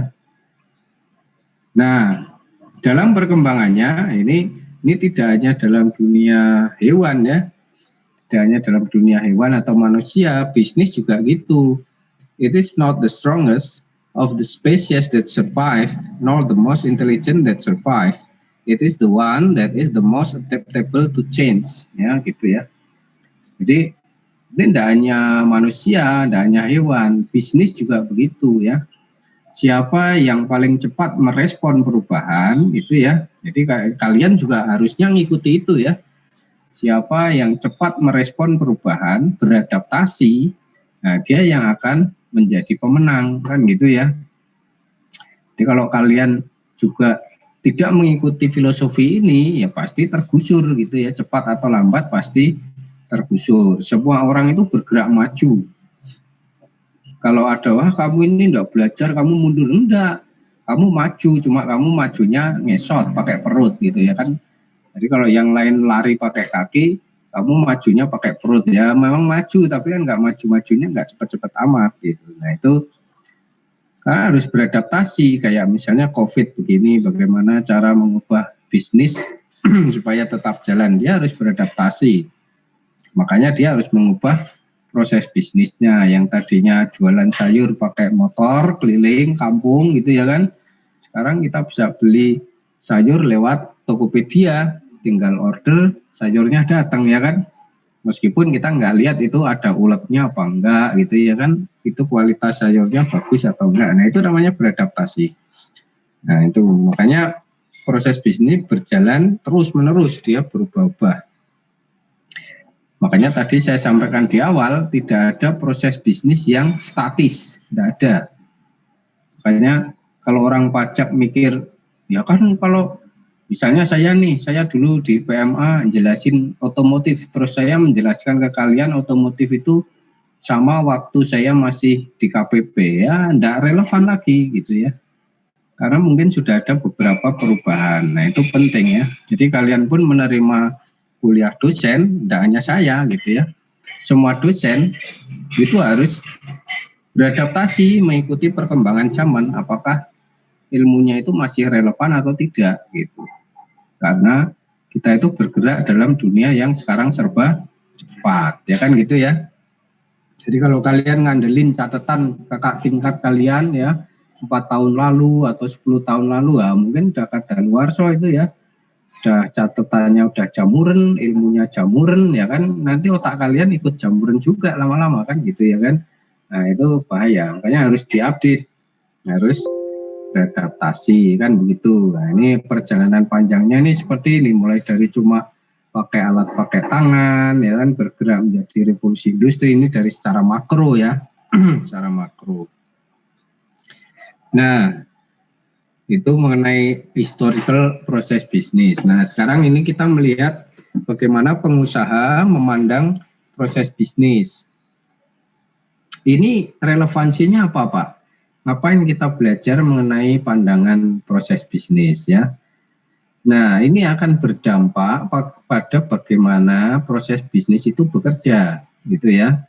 Seorang pengusaha yang melihat proses bisnis itu misalnya sebagai deterministik mesin gitu ya kan, sebagai deterministik mesin berarti dia mengandaikan ya semua itu mesin, manusia itu bagian dari mesin. Nah makanya dalam video yang kita tonton tadi akan terlihat seperti waktu bikin pulpen, waktu bikin rokok, itu orang semua diperlakukan seperti mesin gitu ya. Nah ini sifatnya kita akan merujuk pada model yang ada dalam cost counting manufacturing ya. Manufacturing dia akan cenderung menjadi seperti deterministik mesin. Core prosesnya akan seperti itu ya. Ada fixed cost, ada variable cost. Itu kalau dalam cost counting secara spesifik, industri yang cenderung menjadi deterministik ini mirip kayak proses costing ya. Itu dampaknya seperti itu. Makanya kalian harus menguasai itu, proses costing, job costing gitu ya kan. Nanti akan berkembang ada yang memandang, nah ini deterministik itu seperti ini tadi ya kan, ada customer request ya kan, masuk produk, pokoknya kayak roda berjalan ya, keluar output, customer satisfied. Nah ini yang saya jelaskan tadi ya, tujuan goal proses bisnis itu dari sektor swasta adalah kepuasan pelanggan ya. Jangan kalian berbisnis untuk memuaskan diri sendiri. Ah, saya mau buka warung Indomie. Lah kenapa? Karena saya suka makan Indomie ya. Kan kamu puas ya, kenyang. Tapi tidak ada konsumen yang mau beli kan. Misalnya gitu ya bangkrut ya kan. Nah, ini ciri-ciri dari proses bisnis yang deterministik ya. Dia tertutup ya, tertutup dan cenderung ya seperti mesin tadi. Yang digunakan itu otomatis ya, semakin otomatis makanya semua manusia nanti bisa diganti robot. Tadi kalau misalnya kita lihat bikin pensil kan cuma orang mindah-mindah dari pensil ke karet misalnya tadi kan, itu enggak, manusia juga bisa kan, pakai robot juga bisa dia otomatis gitu kan. Nah itu deterministik. Hanya di sini mengabaikan faktor manusia ya kan. Lebih ke faktor teknis dan rasional, itu ciri deterministik ya. Nah nanti pertanyaannya lebih lanjut ya, ini biasanya yang saya garis bawahi ini bagian dari core prosesnya saja ya, belum tentu dia secara keseluruhan deterministik. Ada tapi perusahaan yang memang dari dari A sampai Z awalnya itu ya memang deterministik. Nah, coba siapa yang bisa ngasih contoh perusahaan yang pure dari awal sampai akhir itu deterministik? Kalau tadi pensil, rokok itu kan dia hanya core prosesnya yang deterministik. Tapi kalau yang dari awal sampai akhir deterministik apa kira-kira? Ada yang bisa ngasih contoh nggak?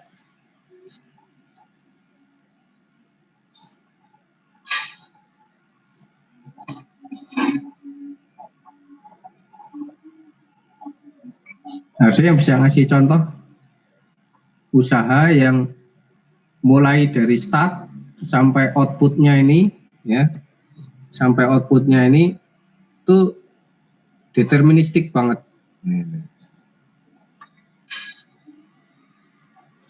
Apa? Ada yang bisa ngasih contoh?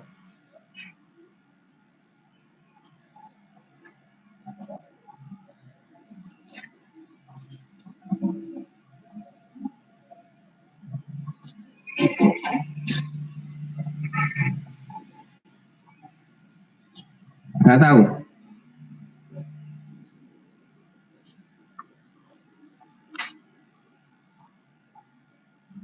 Ya, itu biasanya pabrik ya. Pabrik pendukung itu kayak pabrik peleburan besi itu udah deterministik itu. Udah pakai orang juga. Karena kalau orang mau bikin logam itu kan mulai dari ininya kayak tadi itu ada bagian yang dia itu ada besinya, misalnya logam-logam bekas lah gitu ya, kan suka ada orang rosok itu ya, suka orang rosok nyari logam bekas itu kan. Nah itu kalau di pabrik peleburan besi ya itu udah diterima truk masuk, langsung truk masuk, besi-besi potongan itu nggak usah dipisah-pisahin, nggak, namanya peleburan kan, langsung dimasak pakai tunggu ya kan 1000 derajat Celcius, keluar gitu cair, udah jadi besi batangan, dijual lagi ke pabrik-pabrik. Ya udah itu deterministik, itu udah pakai orang juga enggak masalah, itu sampai truk aja yang bergerak kan, orang enggak mungkin juga kan mindahin cairan besi kan, orangnya malah ikut jadi sate gitu ya kan. Makanya itu enggak perlu orang untuk peleburan besi itu, pokoknya besi batangan masuk ya. Ini besi-besi bekas itu, makanya ada orang suka nyuri paku, nyuri pager itu kan, dijual kan, mau diulang. Ya itu contoh deterministik. Yang berikutnya ini kompleks dinamik sistem. Jadi pandangan kompleks dinamik sistem ini lebih berkembang ya, di mana dia sudah mulai mengenal ada batasan, ada interaksi ya, ada interaksi orang, environment, boundary. Nah ini kalau tadi itu statis gitu ya, bukan statis ya, sebutan tepatnya mekanistis. Mekanistis itu ya begitu-begitu terus aja kayak. Jadi kalau kamu itu bangun tidur jam 7, makan tidur lagi, mandi makan tidur lagi, terus seperti itu ya, itu mekanistis itu ya. Itu kayak mesin jadi. Nah ini kalau ini kompleks dinamik ini dia sudah berinteraksi lingkungan, manusia, tapi masih ada batasan gitu ya. Dia tidak sepenuhnya open, makanya dia tidak mau ada feedback di sini. Ya feedbacknya dari orang-orang dalam itu. Nah ini kompleks dinamik sistem ya. Dia proses bisnisnya agak lebih longgar, tapi tidak istilahnya tidak terlalu terbuka dengan feedback orang lain. Nah ini biasanya ada di sektor-sektor pemerintah, kampustan misalnya gitu ya kan, itu dinamik, dia berkembang terus gitu kan, rumit, dinamis, open, tapi dia tidak terima input-input dari luar itu ya harus memakai prosedur gitu kan. Bukan berarti tidak boleh ada input, bukan ya, tapi input itu dia harus melewati boundary ini, harus ada legalitasnya. Makanya kalian tidak bisa komplain-komplain ke kampus misalnya seperti itu ya, tidak bisa, pasti ada mekanisme khusus lewat jalur pengaduan lah, lewat apa, tidak bisa interaktif istilahnya gitu ya kan. Nah itu kompleks dinamik sistem. Jadi sekolah, ini dalam arti kampus itu sekolah itu mengikuti pola seperti ini ya, mencetak mahasiswa itu mengikuti pola sebuah kompleks dynamic system. Nah, yang berkembang lebih lanjut ini menjadi interaktif. Kalau tadi itu boundary-nya terbatas, itu ya, ini boundary-nya ini sudah inputnya sudah di luar boundary, ini jadi dia sudah open dengan dunia luar. Nah, ini pengembangan lebih lanjut dari kompleks dynamic system, gitu ya, justru menekankan pentingnya feedback, gitu ya, perilaku dinamis supaya proses bisnis itu bisa tadi itu cepat beradaptasi, gitu ya, berinteraksi dengan lingkungan, dengan komponen-komponen sosial, tidak hanya individual, gitu ya, tidak hanya individual. Maka manusia itu kualitas SDM menjadi penting, gitu, tidak sekedar mesin. Kalau yang di di sebelumnya tadi mekanisme yang seperti mesin tadi itu justru manusia dianggap mesin. Kalau ini manusia penting. Nah, ini manusia menjadi penting dalam berperan dalam interacting feedback, gitu ya. Ada yang bisa ngasih contoh perusahaan apa yang kira-kira mewakili interacting feedback loop ini? Jadi loop ini maksudnya berulang-ulang ya. Jadi ini ada input, diproses gitu kan, output, keluar lagi feedbacknya, input, diproses, output, keluar lagi feedbacknya, terus gitu. Jadi kalau di yang kompleks dynamic system kan enggak, input, ya mungkin kalian inputnya sekarang keluar katanya itu 5 tahun ke depan gitu, karena responnya lambat. Tapi kalau ini responnya cepat, begitu input feedback. Nah, apa contohnya? Siapa yang mau ngasih contoh interacting feedback?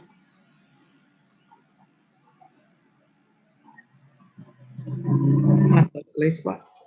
Hah? Perusahaan marketplace. Marketplace, ya. Gimana marketplace? Yang mana ini? Marketplace kan banyak. Contohnya kan kayak dari karyawan itu dituntut untuk memuaskan pelanggannya, Pak. Contohnya kayak Shopee atau Tokopedia. Nah, jadi dia kayak menampung saran-saran dari penggunanya, Pak, begitu, Pak. Ya, itu contoh ya. Bagus contohnya ya. Kalau kalian kan beli di Tokped ya kan, terus disuruh merating ya kan. Ini rating, produknya di rating, drivernya di rating. Nah, itu langsung itu feedback itu dia akan langsung diproses. Begitu kalian ngasih skor 4 misalnya gitu aja, rating penjual itu turun ya kan. Mereka harus cepat beradaptasi terhadap perubahan. Nah, itu contoh dari interaktif. Jadi kalian langsung bisa berinteraksi dengan produsen itu. Ya, itu contoh bagus ya. Sekarang yang berbasis internet, terutama ya kayak multimedia yang istilahnya tadi marketplace gitu ya kan, itu sudah interaktif. Tapi kalau yang istilahnya masih terbatas, itu masih kompleks dynamic system ya, kayak jasa hosting itu belum ya. Jasa hosting belum interaktif. Yang interaktif ya kayak Tokped, terus Gojek gitu ya kan. Nah, itu sudah interaktif. Kemudian Traveloka gitu ya. Nah, itu contohnya. Nah, ini terakhir, ini pandangan perusahaan itu sudah menjadi sebuah konstruksi sosial ya. Nah, ini konstruksi sosial ini karena dia proses bisnis itu hanya sebagai antara ya. Bukan proses bisnis itu sebagai tujuan, tapi proses bisnis itu sebagai antara untuk membangun budaya masyarakat. Nah, kayaknya ini social construct. Nah, ini melihatnya ini tidak berada pada tataran praktis ya. Tidak berada pada tataran praktis kayak Tokopedia dan segala macam. Tapi kalau kita lihat misalnya kayak tadi video Jarum, itu dia sudah menempatkan dirinya dalam social construct ini, ya. Makanya itu yang dibedung habis-habisan gitu ya, istilahnya kan ada orang yang pro dan kontra. Orang yang pro dia akan membangun bagaimana sebuah budaya masyarakat yang suka merokok misalnya gitu ya kan. Tapi yang tidak suka ya anti merokok. Nah, ini makanya dia membentuk konstruksi sosial. Mereka membangun nilai-nilai gitu ya. Apakah itu negatif atau positif ya dia tidak bisa dipandang sepenggal-sepenggal gitu kan. Kalau melihat sepenggal-penggal ya jadinya tidak utuh. Makanya kalau dilihat cuma sepenggal misalnya proses membuat rokok ya dia akan deterministik mesin gitu. Kalau dilihat pada saat customer melayani customer ya dia akan terlihat seperti interacting feedback gitu. Tapi kalau dilihat dari skala makro dia akan terlihat bahwa dia membangun konstruksi sosial. Di situ individu itu sudah tidak nilai-nilai individu itu bukan yang terpenting, tapi nilai-nilai perusahaan. Makanya mereka punya CSR gitu ya kan, punya nilai-nilai perusahaan, punya value. Itu rata-rata perusahaan korporasi besar dia melihat bisnis itu seperti itu ya. Makanya dia membangun sebuah budaya gitu. Membangun sebuah budaya bagaimana bisnis itu menjadi bagian dari masyarakat dan membentuk pola masyarakat. Oke, ada yang mau tanya sampai sini?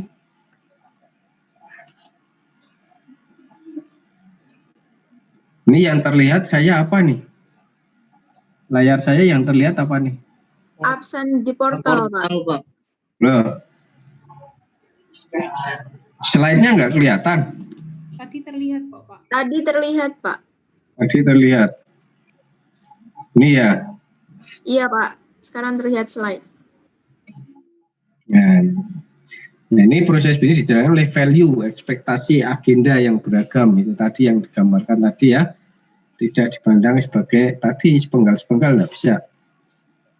Makanya itu abstrak ya, sifatnya abstrak.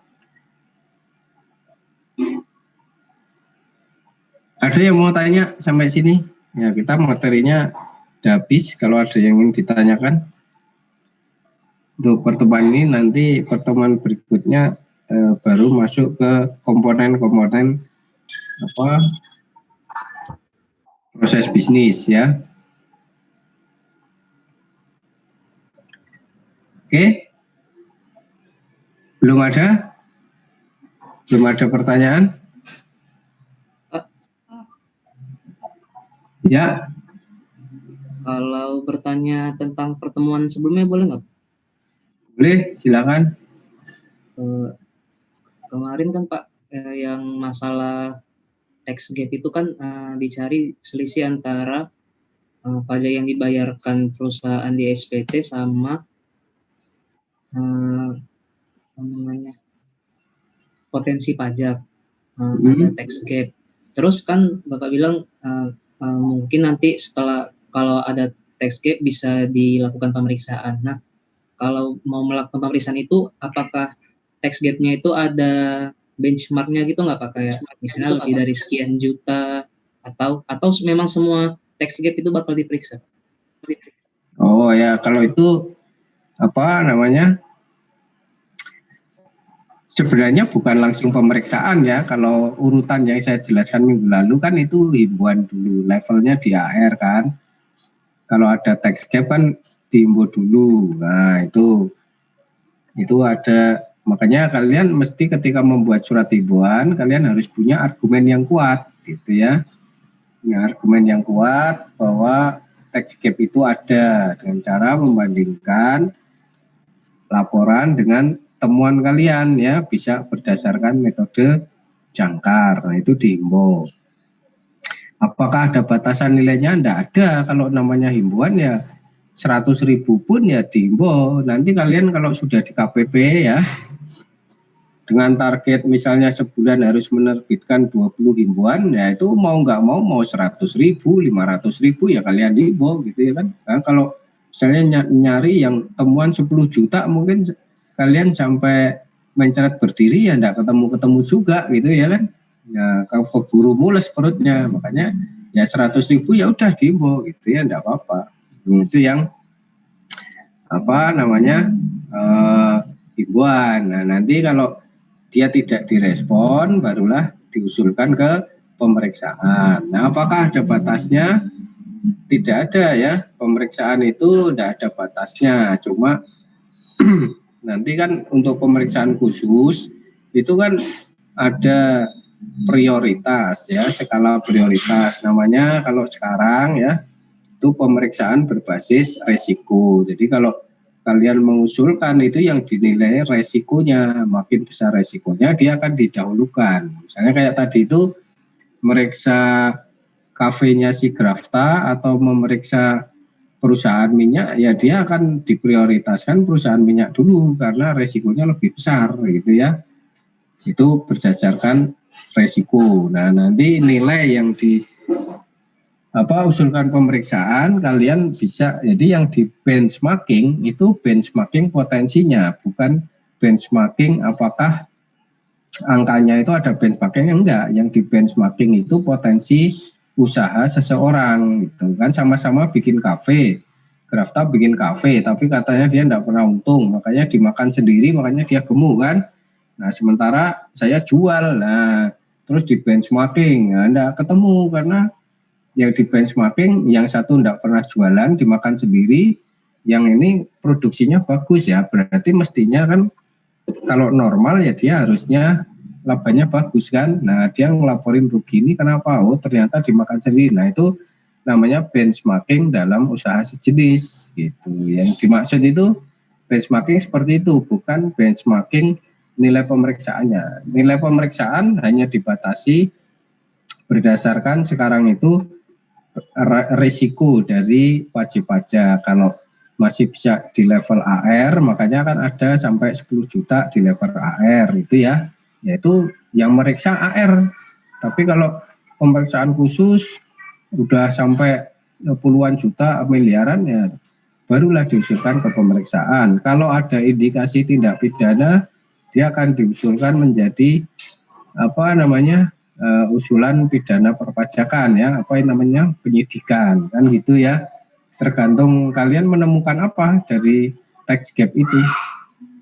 Gitu Mas. Baik Pak, terima kasih Pak. Ada lagi yang mau tanya? Oke, kalau nggak ada kita akhiri dulu ya, sementara sampai di sini dulu. Terima kasih untuk perkuliahannya hari ini. Kita lanjut minggu depan. Untuk minggu depan karena tidak ada presentasi dari kalian, kita tidak pakai Zoom ya. Jadi kita kuliah biasa, bisa pakai WA atau pakai Wiki Pajak. Oke, terima kasih. Selamat sore, sampai ketemu besok ya. Baik Pak, selamat sore. Terima kasih Pak. Selamat sore. Terima kasih Pak. Terima kasih Pak. kasih Pak.